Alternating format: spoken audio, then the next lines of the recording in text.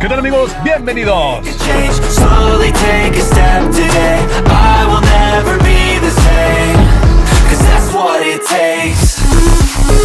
La Ciudad del Vaticano, una ciudad-estado ubicada dentro de Roma, Italia, y con menos de 1000 habitantes, es la sede central de la Iglesia Católica Romana. Es el hogar del Papa y es un tesoro de la arquitectura y el arte icónico. Asimismo, es la cuna de la fe para millones de personas alrededor del mundo. Un lugar con mucha historia y muchos oscuros secretos. Prepárate para 6 de los secretos más oscuros del Vaticano. ¡Comencemos! Juicio a un hombre muerto. En el año 897, la Iglesia Católica sometió a juicio a un hombre muerto. Conocido como el Sínodo de los Cadáveres, el juicio póstumo del Papa Formoso fue celebrada por el Papa Esteban VI, su sucesor. Formoso fue acusado de usurpar el papado a pesar de llevar 7 meses muerto. El cuerpo del Papa fue exhumado, vestido con atuendos eclesiásticos y llevado al tribunal papal para ser juzgado. Incluso se nombró un diácono para que hablara en nombre del Papa muerto, y aunque parezca loco, fue declarado culpable. Todos sus actos como Papa fueron declarados nulos. Su cuerpo fue despojado de las vestiduras y vestido con harapos. Se le cortaron los 3 dedos de la bendición y su cuerpo fue arrojado al río Tíber, donde los antiguos romanos se deshacían de sus infames criminales. El Vaticano ganó dinero con el Holocausto. Además de ayudar a escapar a miles de nazis de Europa, el Vaticano también participó en el contrabando de arte, oro y otras propiedades de familias judías saqueadas por los nazis. Gerald Posner, un periodista estadounidense, dice que se cree que Bernardino Nógara, el asesor financiero del Vaticano, fue uno de los espías nazis. Al parecer, instituyó un terrible plan que permitía al Vaticano invertir dinero en compañías de seguros italianas que se quedaban con los activos de los planes de seguro de vida de las familias judías asesinadas. Como el Vaticano era un inversor y no un asegurador directo, no tenía que devolver nada del dinero obtenido mediante el esquema.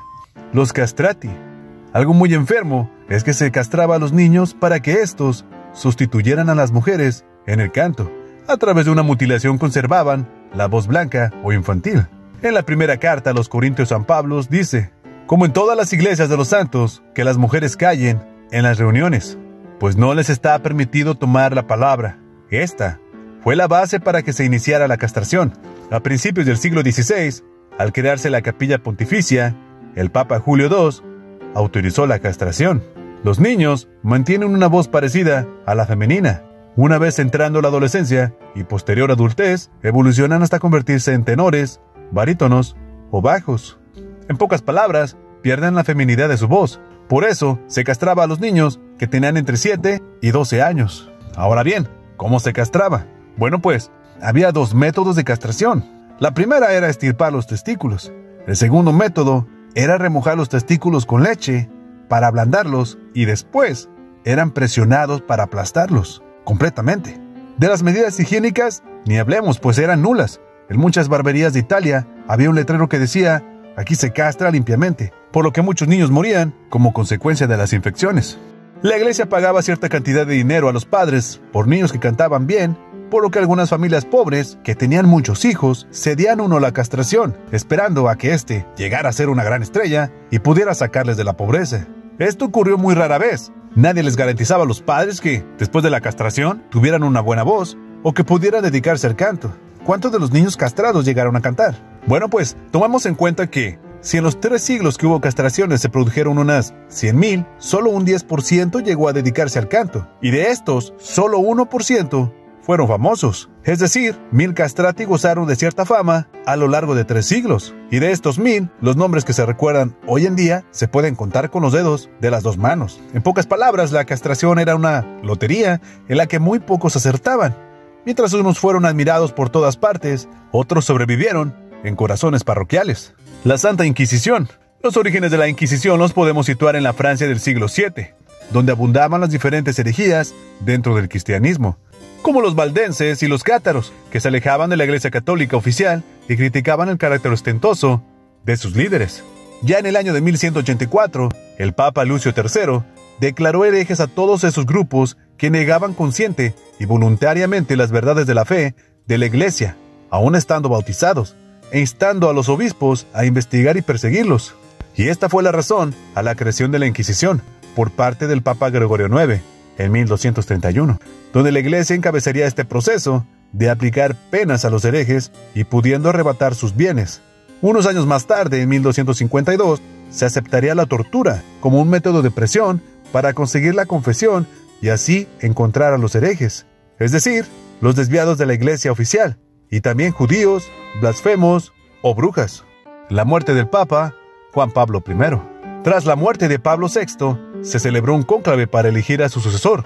El 26 de agosto de 1978, Juan Pablo I era proclamado Papa y 33 días después lo hallaron muerto. La noche del 28 al 29 de septiembre de 1978, el Papa Juan Pablo I moría en extrañas circunstancias. La versión oficial dice que murió de un infarto a causa del estrés ocasionado por las presiones del cargo.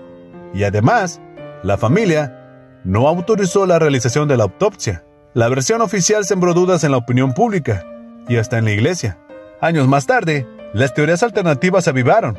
La versión oficial quedó en entredicho al revelarse que ciertos hechos relatados en la versión oficial eran falsos. Por ejemplo, que quien lo encontró fue una religiosa y no su secretario, o que estaba en su escritorio y no en la cama. Además, su médico confirmó que el Papa contaba con buena salud y no tenía problemas cardíacos previos.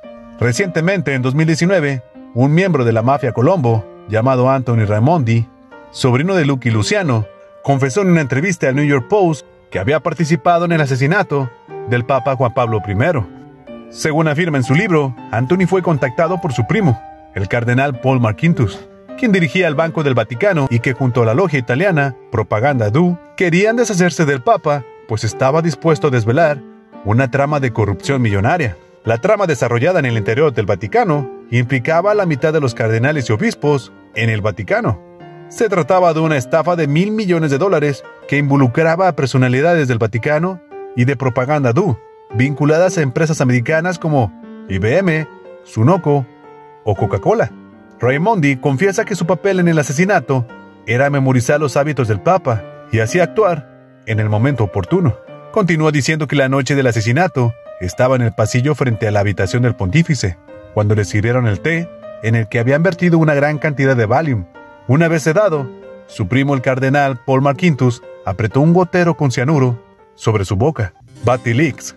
En 2012 salió a la venta un libro titulado Su Santidad, basado en la filtración de documentos secretos del Papa Benedicto. Los documentos privados fueron filtrados por el propio mayordomo del Papa Benedicto XVI al autor Gianluigi Nuzzi. Después de revisar estos documentos, se llevó a cabo una investigación interna. La investigación reveló que individuos que no eran del Vaticano estaban chantajeando a obispos homosexuales por haber roto sus votos de celibato. Ya en 2013, se dio a conocer la renuncia del Papa Benedicto XVI. La versión oficial es que fue por estar enfermo, mientras que otros afirman que fue por la presión bajo el escándalo, y así evitar tocar el tema. Hasta aquí el video de hoy, esperando te haya gustado. No olvides dejar tu like y suscribirte para nuevos videos. Hasta la próxima, bye.